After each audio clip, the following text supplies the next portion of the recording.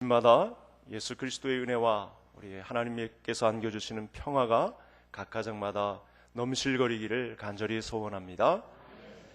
매년 국토교통부에서 발표하는 통계 자료가 있는데 이색적인 자료죠. 집을 가장 많이 가진 사람이 어떤 사람인가 발표를 하는데 1위가 43세 남성인데 1659채를 가졌습니다. 한 사람이. 두 번째는 50세 남성인데 700채를 갖고 있습니다.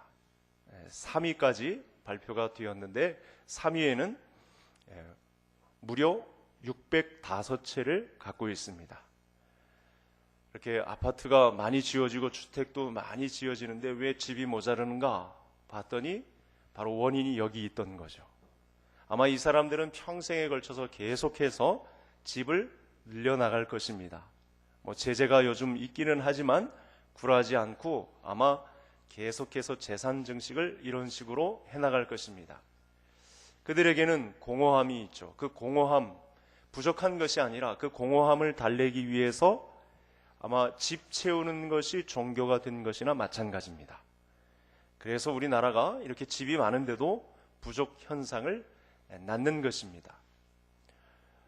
오늘 우리가 모인 이 주일은 넓고 큰 집, 많은 수의 집을 갖고 있지는 않지만 천국을 소망하면서 우리 주 안에서 기쁨을 누리고 나누는 천국 소망이 더 깊어지는 이 한 시간이 될 줄로 믿습니다.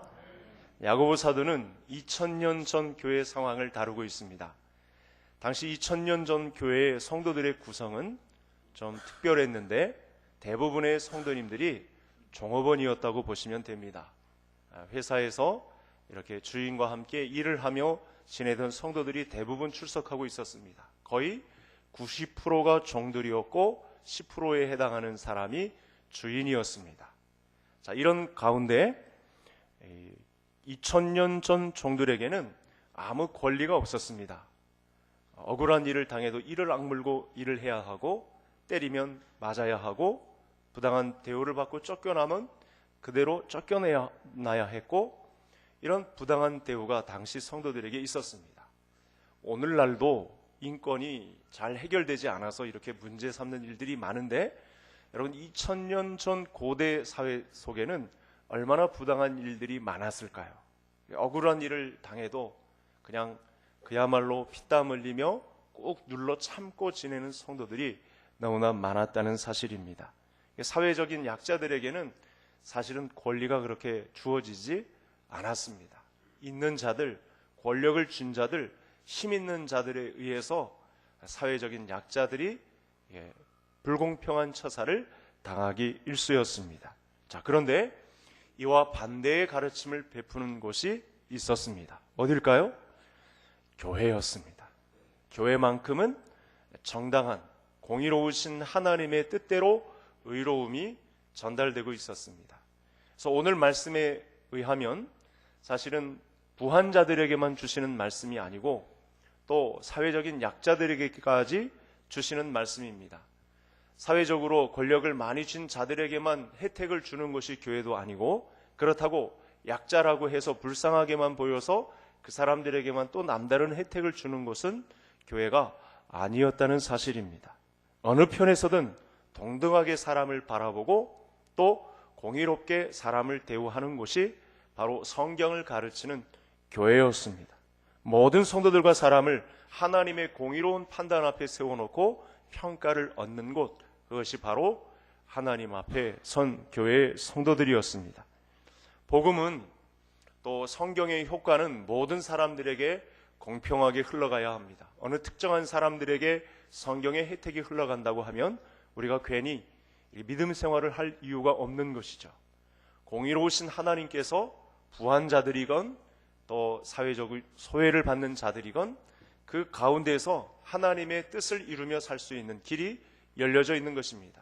사회적인 약자들이라고 해서 혜택이 없는 것도 아니고 부한자들이라고 해서 더 특별한 권력을 가지고 더 휘두를 수 있는 공간이 마련된 것도 아닌 곳, 그것이 바로 하나님의 나라가 시작된 예수 그리스도를 통해서 하나님의 나라가 선포된 가운데 모든 성도들이 희망을 가질 수 있는 사회였습니다.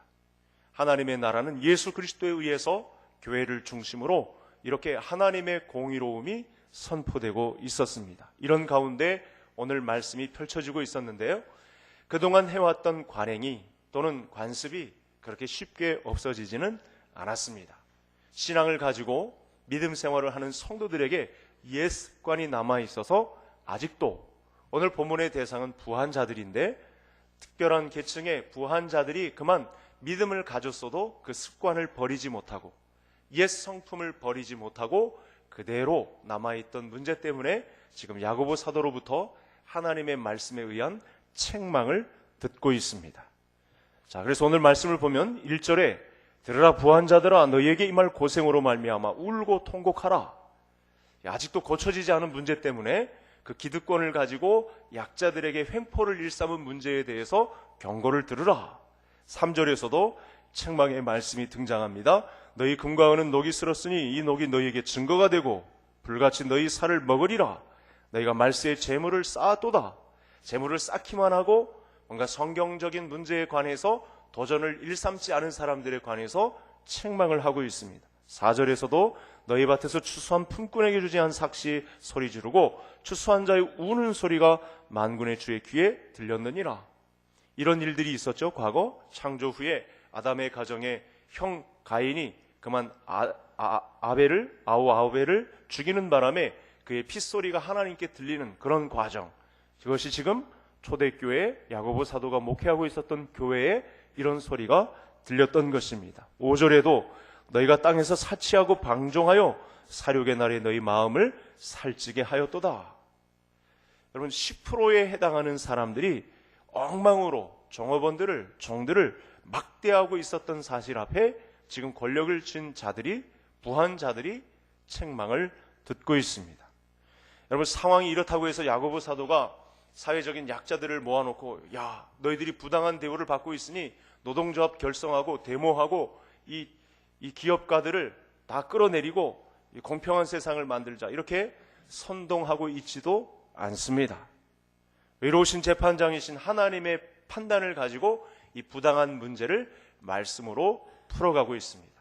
2000년 전 사회 상황이지만 오늘날도 동일하게 직장 생활을 하고 또 주인을 모시고 있고 또 종업원으로서 회사 생활을 하는 이런 사회 구조 속에서는 반드시 오늘 말씀이 성도님들에게도 해결이 되어야 하는 문제입니다. 그래서 주종관계에 놓인 우리 모두에게 다 경종을 울리는 그런 말씀이 되겠습니다.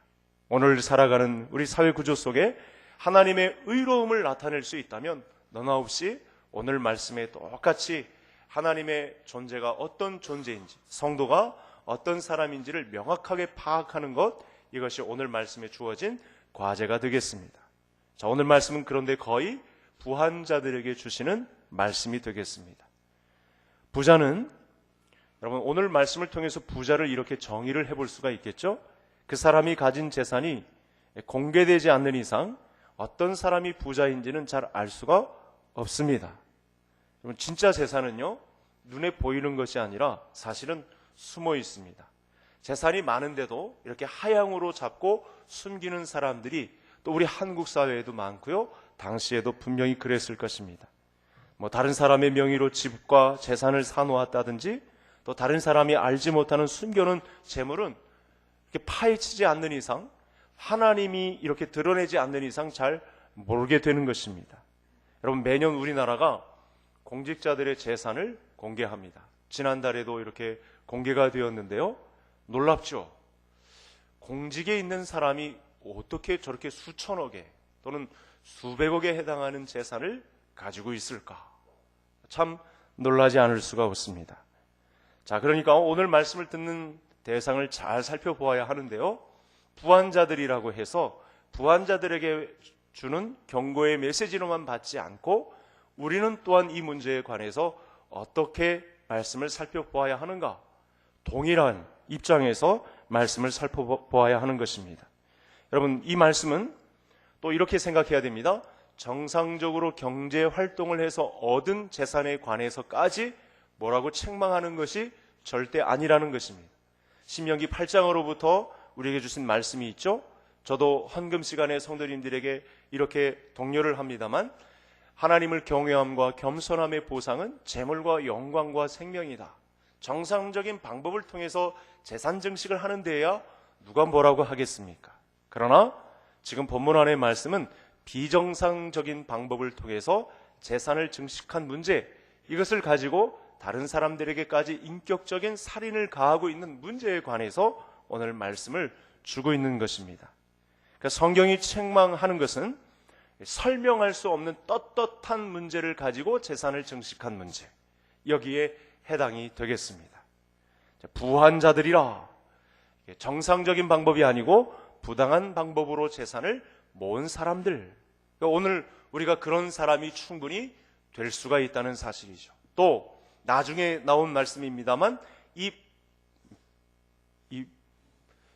부당한 대우를 받는 입장에선, 종업원 입장에선 사람들도 이 문제를 잘 살펴봐야 한다는 말씀입니다. 우선은 이 야고보 사도가 한 말씀이 있습니다.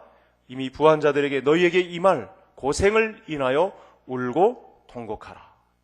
고생이라는 단어를 쓴 것을 통해서 여러분, 분명히 예수 그리스도를 정확하게 믿지 않고 이대로 간다고 보면 지옥에서 당할 고통이 분명하겠죠. 그러나 이 고생이라는 단어를 쓴 표현을 통해서 이렇게 계속 가면 이 지상에서도 이 사람은 고생을 한다는 사실을 알 수가 있습니다. 당시의 부한자들은 이 최후의 심판의 자리에서 자기가 소유하고 있는 재산이 다 낱낱이 공개된다는 사실을 잘 모르고 있었던 모양입니다. 또 뿐만 아니라 그런 재산을, 부당한 재산을 소유하고 있으면서 하나님이 주신 명령에 부합한 성경적인 삶을 살지 못하고 있다면 이것도 현세에 고생을 당하며 유리하는 삶을 살 수밖에 없다는 사실을 잘 모르고 있었다는 사실이죠. 자, 이렇게 설명할 수 없는 떳떳하지 못한 재산을 모으고 있는 사람들, 이 사람들이 당할 부당한 대우, 하나님 입장에서 심판의 날에 멸망할 것도 말씀하시지만 이 현세에서도 고생을 당하며 울며 고통하는 때가 이른다라는 말씀을 주신 것입니다. 왜냐하면 여러분, 하나님이 주신 세상에서 좋은 것을 다 누리라고 한 영역이 분명히 있는데 쌓아놓기만 하고 설명할 수 없는 떳떳하지 못한 부당한 방법에 의해서 재산만 축적하고 있다면 이것은 책망의 대상이 된다는 말씀입니다. 우리 그림을 하나 먼저 보시겠습니다. 아마 이 증상이 어떤 증상인지 성도님들이 아마 그동안 매스컴을 통해서 설명을 받으셨을 것입니다.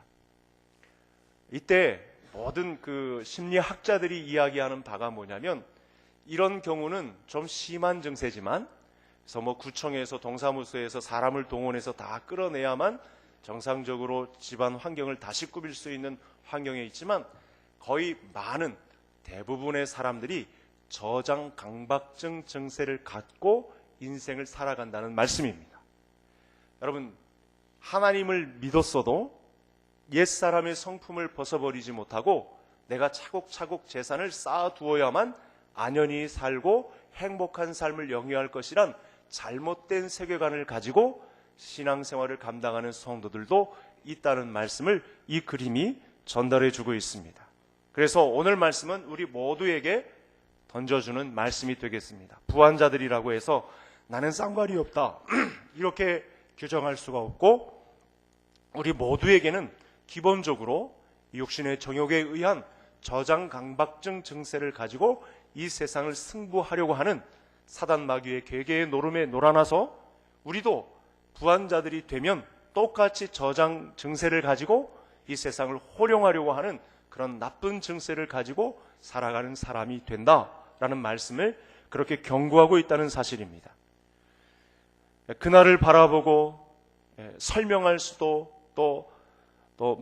설명할 수도 없는 재산, 내가 가진 소유, 그것이 축복이 아닌데, 결코 행복한 일이 이루는 것이 아닌데, 그야말로 안연한 삶을 이루는 것도 아닌데, 이런 재산을 증식하기 위한 수단 방법 가리지 않고 설명할 수도 없는 떳떳하지도 못한 재산을 불리기에 혈안이 되어 있는 이런 모든 대상을 향해서 오늘 말씀이 주어지고 있다는 사실입니다.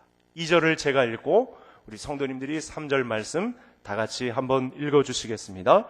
너희 재물은 썩었고 너희 옷은 좀 먹었으며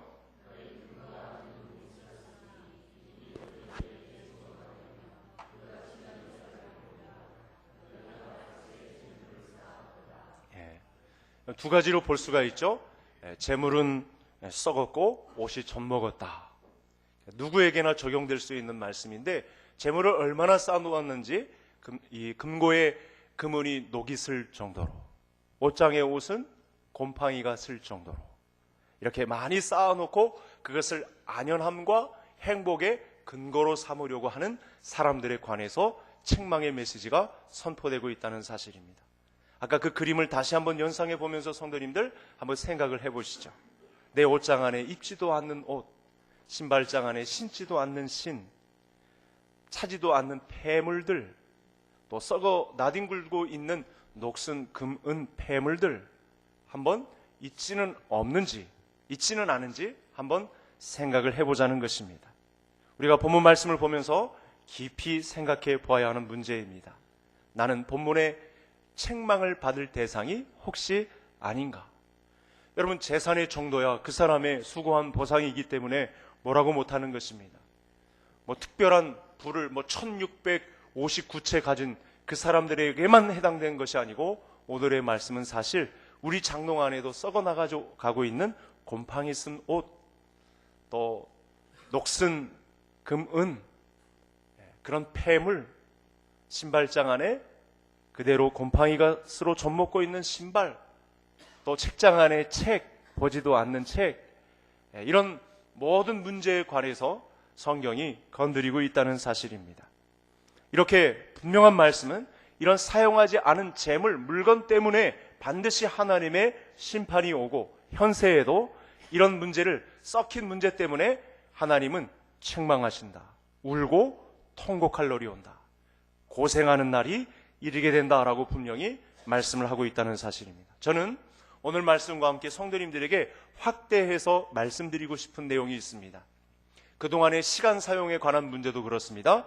재물뿐만 아니라 내가 나의 배만을 위해, 나의 유익만을 위해, 나만을 위해서 사용한 시간, 반대로 다른 사람들의 생명을 위해서는, 다른 사람들의 생명을 살리기 위해서는, 그 사람을 위해서 기도하는 시간, 그 사람을 위해서 전도하기 위한 열정, 영혼에 대한 불탐, 이런 것들은 사용하지 않은 채 내 시간만을 위해서 썩힌 시간, 이런 문제에 관해서도 하나님은 심판하십니다. 그리고 이 심판의 문제는 종국에 이루어지는 문제가 뿐만 아니라 우리가 살아가는 현세에도 하나님의 말씀대로 준행하지 못한 사실에 관하여 우리가 반드시 보상을 받는데, 그것은 고생하며 울며 통곡하는 날이 이르게 된다는 경고의 메시지를 주고 있다는 사실입니다. 이런 시간이 장롱 안에서 놀고 있을 때, 나만을 위해서 사용하는 데는 발빠르지만 남들의 생명을 위해서 시간을 활용하는 것에는 사용하지 않은 문제에 관해서 하나님께서는 반드시 우리의 신앙생활을 질책하신다라는 말씀이 되겠습니다. 따라서 이제부터 성도님들의 신앙 가운데는 남들을 위하여 재물과 시간을 선용하는 문제를 정확하게 올려놓고 이 말씀에 도전을 받고 말씀 그대로 순종하는 수고를 감당하는 우리 개성의 모든 성도님들 되시기를 바랍니다.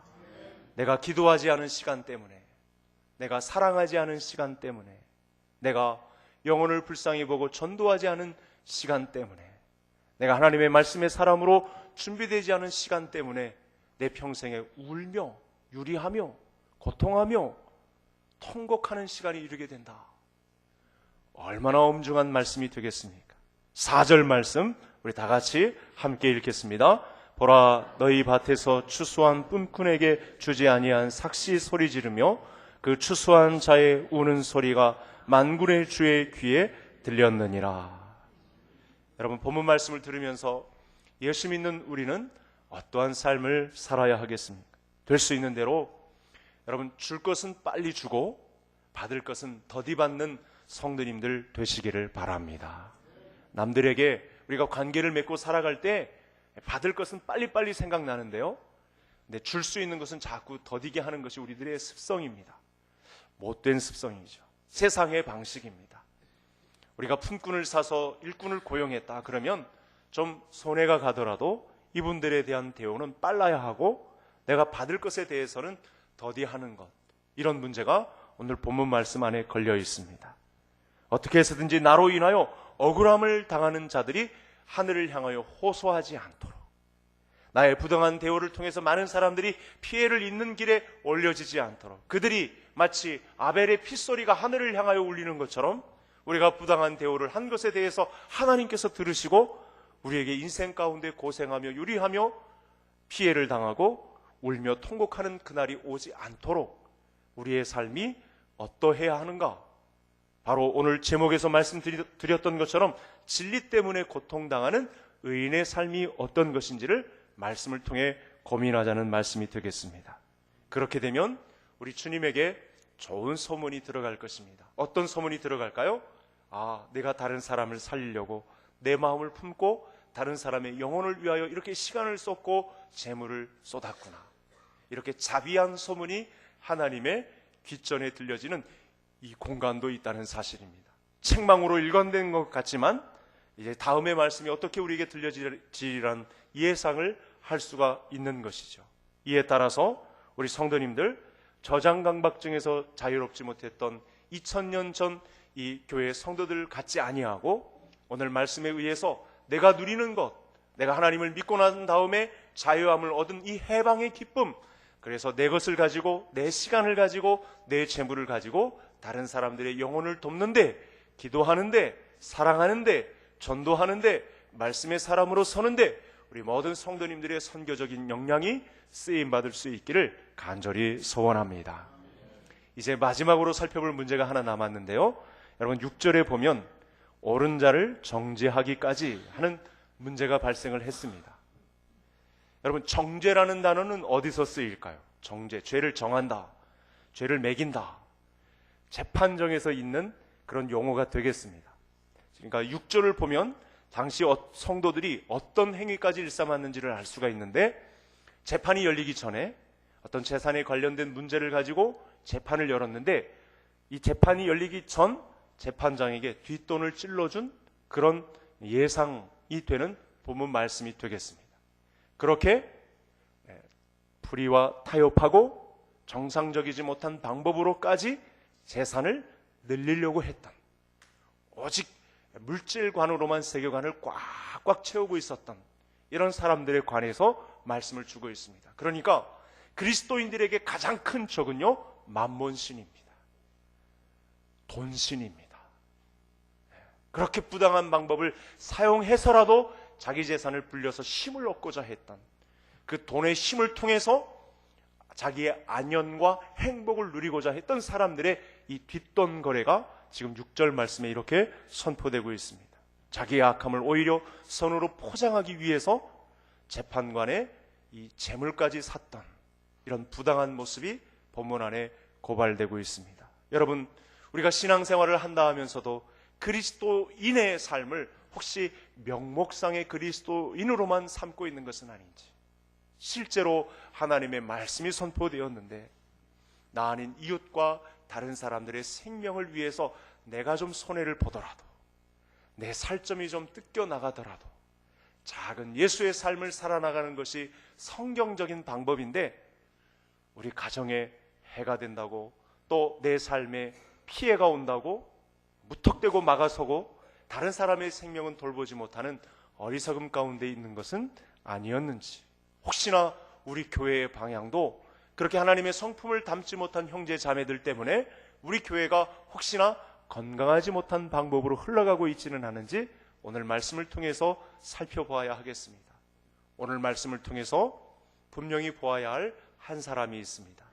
하나님의 복음 때문에, 하나님의 진리 때문에, 그 의로움 때문에 고통을 호소하는 그 한 사람, 하나님의 말씀을 살아내기 위해서 자기 살점이 뜯어져 나가는 이런 손해가 가더라도 하나님의 말씀을 지켜내기 위해서 내 시간을 활용하고 하나님이 원하시는 재물을 선용하고 하는 것에 우리의 삶이 쓰임받아야 되는데, 오로지 나의 이익만을 위해서, 자기 유익만을 위해서, 자기 배를 채우기 위해서 혈안이 된 그런 사람들에 관해서 오늘 말씀을 주고 있다는 사실입니다.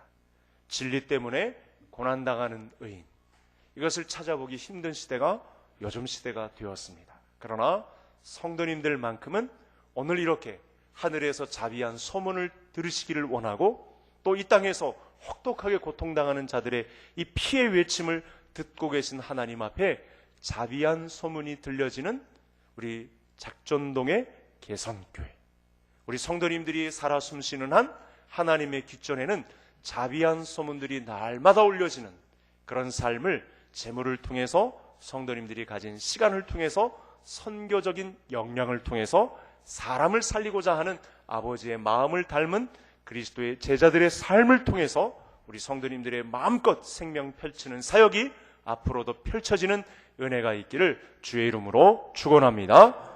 하나님 아버지,